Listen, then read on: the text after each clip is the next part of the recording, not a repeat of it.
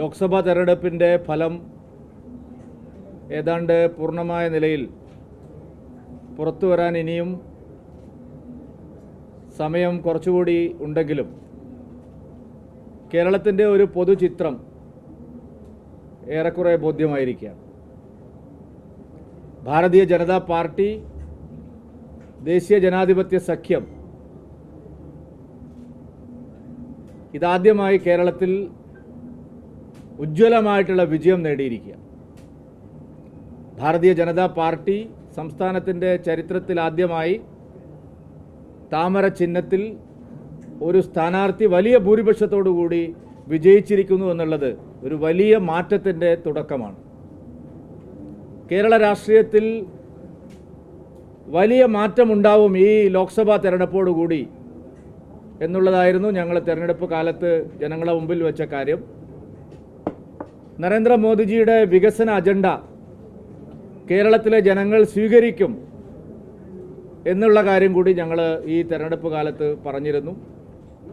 പ്രധാനമന്ത്രിയുടെ അഭ്യർത്ഥന ശ്രീ നരേന്ദ്രമോദിജിയുടെ നേതൃത്വത്തിലുള്ള സർക്കാരിൻ്റെ പ്രവർത്തനങ്ങൾ വിലയിരുത്തിക്കൊണ്ട് അദ്ദേഹം വികസനത്തിനായി കേരളം വോട്ട് ചെയ്യണമെന്ന് അഭ്യർത്ഥിച്ചിരുന്നു. പ്രധാനമന്ത്രിയുടെ അഭ്യർത്ഥന കേരളം സ്വീകരിച്ചു. ദേശീയ ജനാധിപത്യ സഖ്യം ഭാരതീയ ജനതാ പാർട്ടി ഉജ്ജ്വലമായ വിജയം തൃശ്ശൂരിൽ നേടി. ബാക്കി 19 മണ്ഡലങ്ങളിലും വലിയ മുന്നേറ്റമാണ് ഭാരതീയ ജനതാ പാർട്ടിക്കും ദേശീയ ജനാധിപത്യ സഖ്യത്തിനും ഉണ്ടായിരിക്കുന്നത്. എല്ലാ മണ്ഡലങ്ങളിലും BJPയുടെയും NDA സ്ഥാനാർത്ഥികളുടെയും വോട്ടുകളിൽ വലിയ വർധനവുണ്ടായിരിക്കുന്നു. പ്രതീക്ഷിച്ചതുപോലെ ഏതാണ്ട് 20% വോട്ടുകളിലേക്ക് വരാൻ NDAക്ക് കഴിഞ്ഞിരിക്കുന്നു എന്നുള്ളത് കേരളത്തെ സംബന്ധിച്ചിടത്തോളം, കേരളത്തിൽ ഒരു കാരണവശാലും BJPക്ക് ജയിക്കാൻ കഴിയില്ല. ഇത് കേരളമാണ്. BJPക്ക് ബാലികേറാമലയാണ്. രാജ്യത്ത് എവിടെ ജയിച്ചാലും കേരളത്തിൽ BJPക്ക് ജയിക്കാൻ കഴിയില്ല എന്നുള്ള തരത്തിലുള്ള ഒരു നിരന്തരമായ പ്രചാരവേലയാണ് ഇവിടെ എല്ലാവരും നടത്തിക്കൊണ്ടിരുന്നത്. കഴിഞ്ഞ തവണ നേമത്ത് ഞങ്ങളുടെ സീറ്റിൽ പരാജയം സംഭവിച്ചപ്പോൾ സംസ്ഥാനത്തിൻ്റെ മുഖ്യമന്ത്രി പറഞ്ഞത് BJPയുടെ അക്കൗണ്ട് ഞാൻ പൂട്ടിച്ചിരിക്കുന്നു.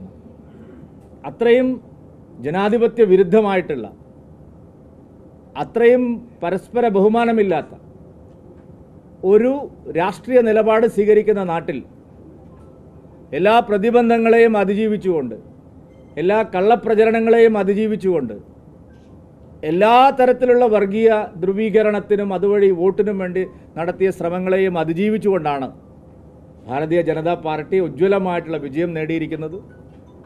തിരുവനന്തപുരത്തും ആറ്റിങ്ങലിലും പത്തനംതിട്ടയിലും ആലപ്പുഴയിലും പാലക്കാട്ടുമെല്ലാം വലിയ മുന്നേറ്റമാണ് ദേശീയ ജനാധിപത്യ സഖ്യത്തിൻ്റെ സ്ഥാനാർത്ഥികൾക്കുണ്ടായിരിക്കുന്നത്. ഉജ്ജ്വലമായിട്ടുള്ള മുന്നേറ്റമാണ് ഉണ്ടായിരിക്കുന്നത്. തിരുവനന്തപുരത്ത് LDFൻ്റെ പിന്തുണ കൂടി സ്വീകരിച്ചിട്ടും, പന്ന്യൻ രവീന്ദ്രൻ്റെ സ്ഥാനാർത്ഥിത്വം ഇടതുമുന്നണി ഇവിടെ മത്സരിപ്പിച്ചിട്ടും CPMൻ്റെ സഹായം ശ്രീ ശശി തരൂരിന് കിട്ടിയെന്നാണ് പ്രാഥമിക കണക്കുകൾ വ്യക്തമാക്കുന്നത്. BJPയെ തോൽപ്പിക്കാനുള്ള വലിയ ആഹ്വാനങ്ങൾ പല കേന്ദ്രങ്ങളിൽ നിന്നുണ്ടായി. ജനാധിപത്യത്തിൽ സ്വീകരിക്കാൻ പാടില്ലാത്ത പല കാര്യങ്ങളും പല കേന്ദ്രങ്ങളും ചെയ്തിട്ടും വലിയ മുന്നേറ്റമാണ് ശ്രീ രാജീവ് ചന്ദ്രശേഖർജിക്ക് തിരുവനന്തപുരത്തുണ്ടായത്. ഏതാണ്ട് 15,000-ൽ താഴെ വോട്ടുകൾക്ക് മാത്രമാണ് അദ്ദേഹത്തിന് മുന്നിൽ